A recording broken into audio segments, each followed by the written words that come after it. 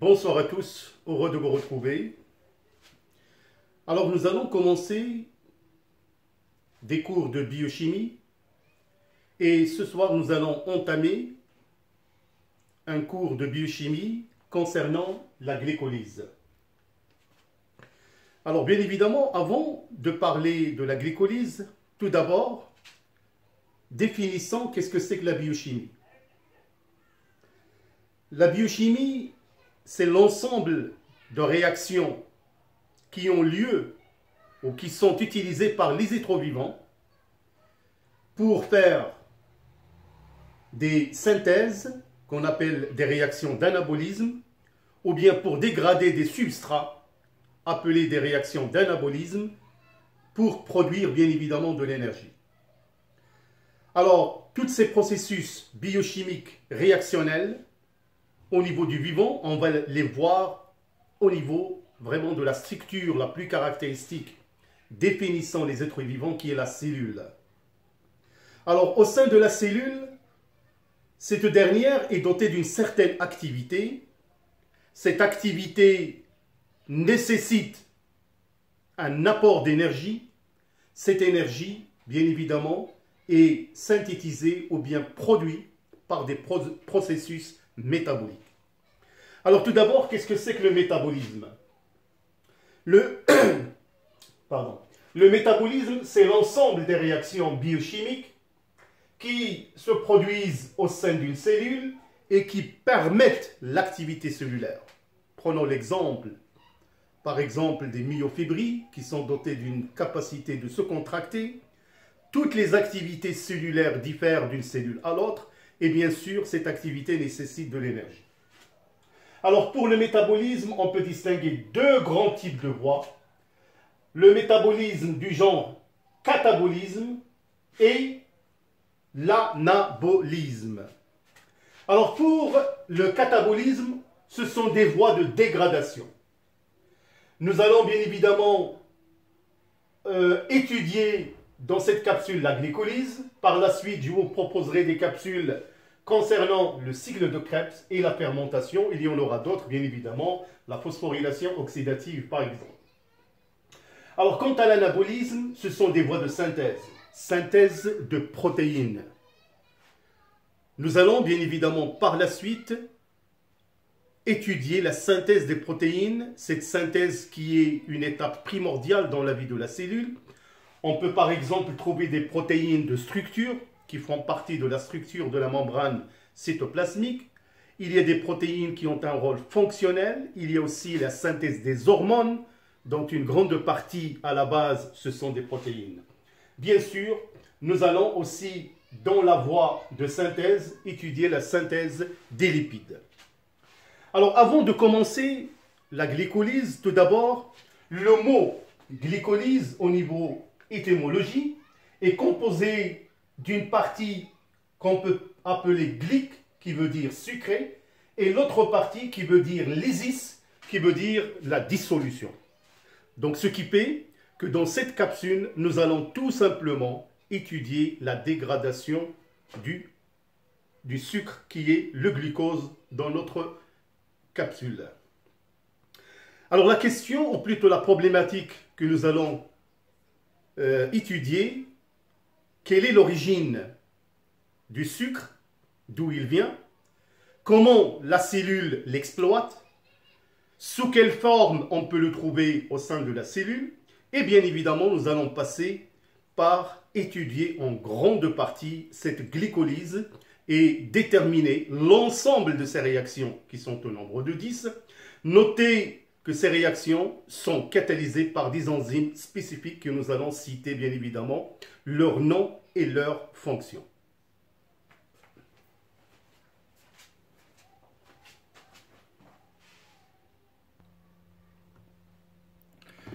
Alors donc, comme je vous ai dit, avant d'entamer l'ensemble des réactions qui caractérisent la glycolyse, alors tout d'abord, nous allons se poser la question, comment la cellule s'approvisionne en glucose? Alors tout d'abord, par l'intermédiaire de la circulation sanguine via les vaisseaux sanguins, ces derniers ils vont approvisionner la cellule en glucose Donc, il y a des échanges entre l'espace intracellulaire et l'espace extracellulaire. Donc, ce qui fait que le glucose, il est donné à la cellule sous forme de nutriments. Bien sûr, on ne trouve pas que le glucose. Vous savez que dans les nutriments qui sont le résultat de la digestion, on trouve des acides aminés, des acides gras, des sels minéraux, des vitamines et de l'eau. Alors, donc, ce qui fait que nous, dans notre capsule, on va se focaliser beaucoup plus précisément sur le glucose en tant que substrat. Alors, le glucose, il va pénétrer dans la cellule, comme vous pouvez le remarquer, via la membrane cytoplasmique. Donc, c'est la membrane cytoplasmique. Et vous savez qu'au sein de la membrane cytoplasmique, il y a des protéines. Ces protéines qui vont permettre le passage du glucose du milieu extra vers le milieu intracellulaire, on les appelle des protéines perméases, qu'on appelle des protéines GLUT, qui sont des transporteurs du glucose.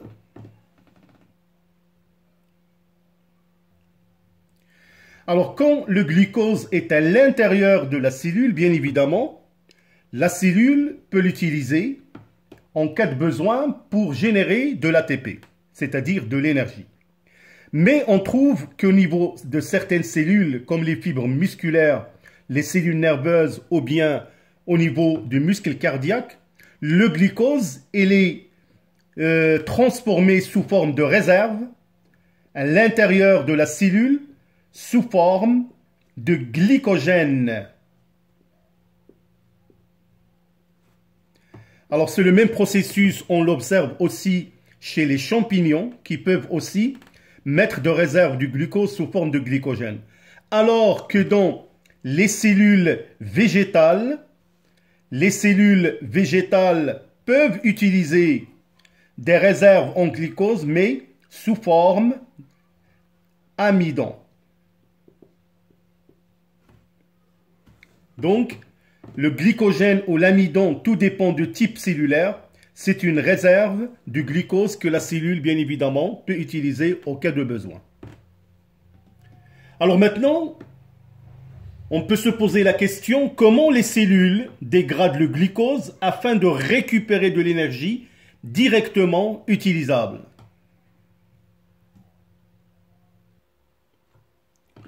Alors donc, le glucose, quand il pénètre à l'intérieur de la cellule et que ce dernier va être utilisé en tant que substrat, donc on peut assister à l'ensemble des réactions qui caractérisent la glycolyse.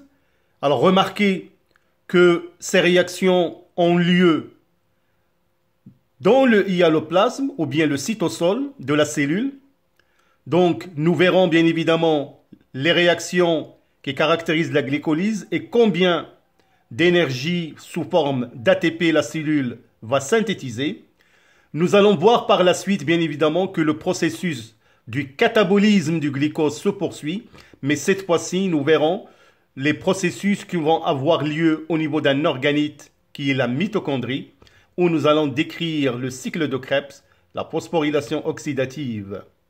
Mais dans cette capsule, comme je vous ai dit, on va se focaliser sur l'ensemble des réactions et les enzymes qui catalysent les réactions de la glycolyse.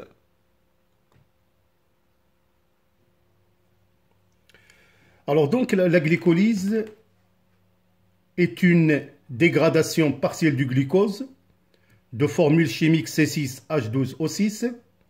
Il est constitué de 10 réactions cytoplasmiques, bien évidemment, qui sont catalysées par des enzymes spécifiques.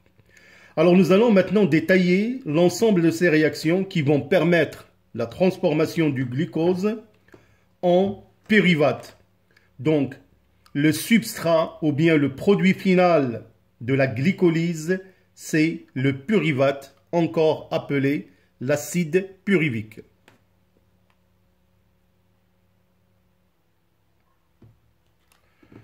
Alors donc, la première réaction de la glycolyse, une fois le glucose est dans le cytosol.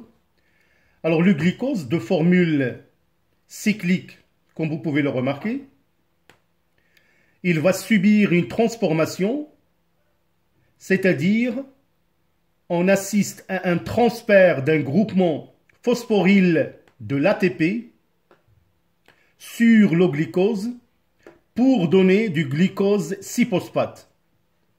Alors bien évidemment, la numérotation des carbones 1, 2, 3, 4, 5 et 6, donc le transfert du groupement phosphoryle a lieu au niveau du carbone 6 du glucose. Alors bien évidemment, cette réaction est d'une part est catalysée par des ions magnésium Mg2+, qui joue le rôle d'un cofacteur de la réaction, et bien évidemment la réaction est catalysée par une hexokinase.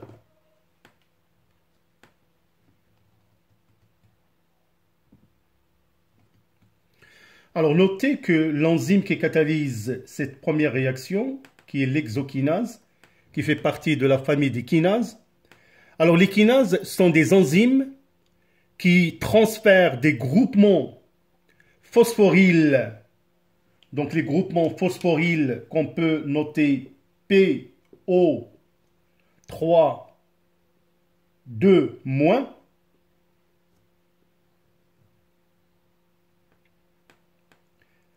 Donc ces groupements phosphoryles, ils sont favorisés, on favorise leur transfert par ces kinases entre, bien évidemment, l'ATP et un métabolite. Ici, le métabolite, c'est le glucose.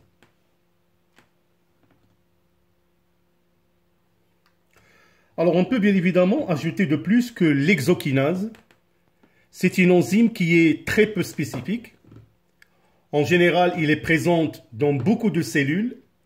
Et cette hexokinase, elle catalyse la phosphorylation d'hexose, comme le cas du glucose, mais aussi il peut le faire pour d'autres sucres, comme le mannose et le fructose.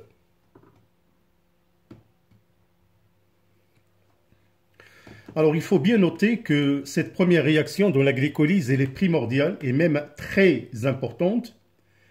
Alors, tout d'abord, on peut se poser la question, quelle est la conséquence de cette phosphorylation?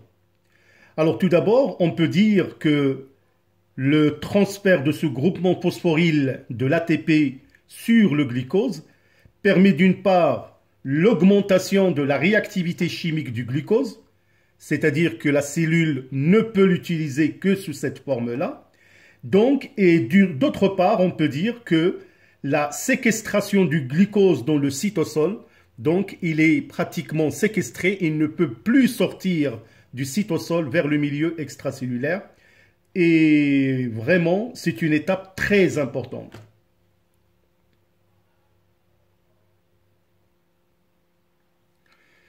Alors donc, après la première réaction, la transformation du glucose en glucose 6-phosphate, qui est devenue une molécule hydrophobe, donc il ne peut plus sortir du cytosol de la cellule. Alors le glucose, dans la deuxième réaction 6-phosphate, va se transformer par l'intermédiaire d'une enzyme, la phosphoglucose isomérase, qui va se transformer en fructose 6-phosphate. Alors qu'est-ce qu'on remarque au cours de cette deuxième réaction? Que le glucose 6-phosphate est converti en isomère, qui est le fructose 6-phosphate. Alors, qu'est-ce que c'est qu'une molécule isomère? Alors, une molécule isomère, en général, deux molécules isomères, on remarque que la formule chimique est la même, mais l'organisation spatiale ou la configuration spatiale de la molécule est différente. Alors, qu'est-ce qu'on remarque en fin de compte au cours de la deuxième réaction? Que là, on passe d'un aldose à un cétose.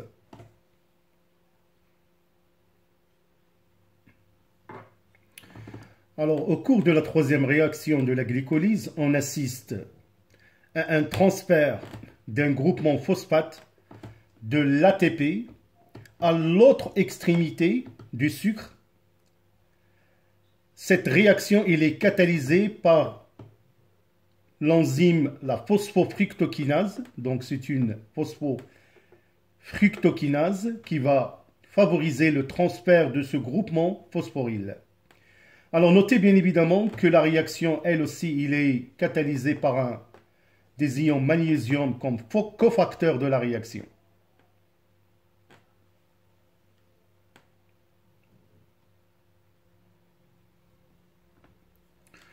Alors pour la quatrième réaction, alors comme vous pouvez le remarquer, cette réaction fait intervenir une enzyme appelée aldolase qui catalyse le clivage, c'est-à-dire la coupure de la molécule du fructose ainsi biphosphate en deux isomères. Le premier isomère, c'est le dihydroacétone phosphate, qu'on peut noter DHAP, et le glycéraldéhyde 3-phosphate, qu'on peut aussi noter G3P. Alors donc, cette enzyme, l'aldolase, va effectuer une coupure au niveau de la molécule fructose ainsi biphosphate pour donner deux isomères, le DHAP et le G3P, ayant chacun 3 carbones.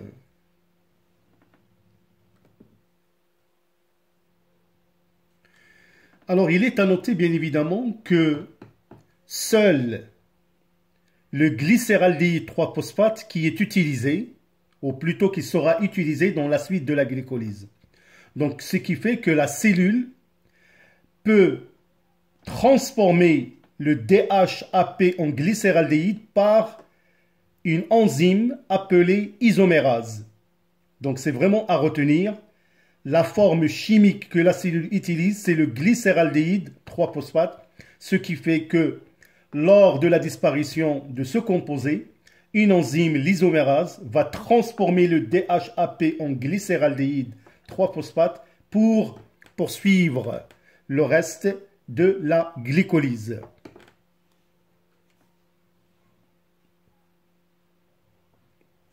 Alors donc, la cinquième réaction, c'est la transformation du dihydroxyacétone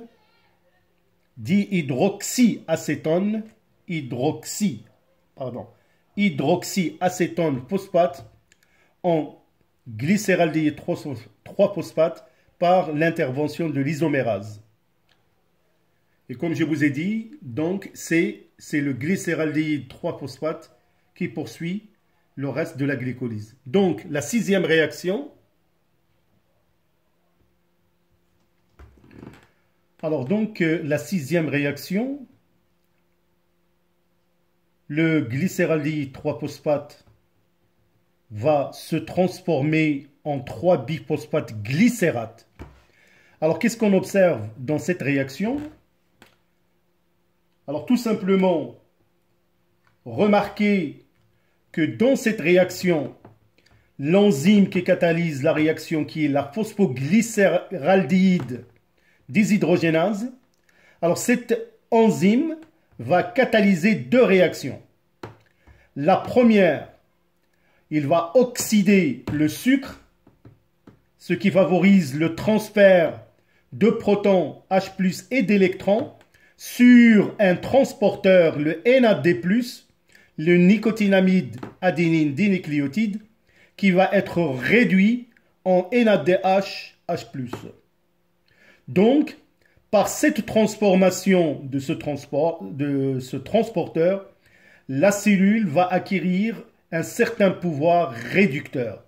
Donc, du pouvoir réducteur pour la cellule. Alors, on remarque bien évidemment que cette réaction libère de l'énergie. Cette énergie qui va permettre d'attacher dans un second temps, c'est vraiment à retenir, un groupement phosphate inorganique qui est déjà présent dans le cytosol au substrat oxydé. Donc, cette molécule va acquérir un certain potentiel d'action, donc un certain pouvoir énergétique que la cellule va utiliser dans la suite des réactions.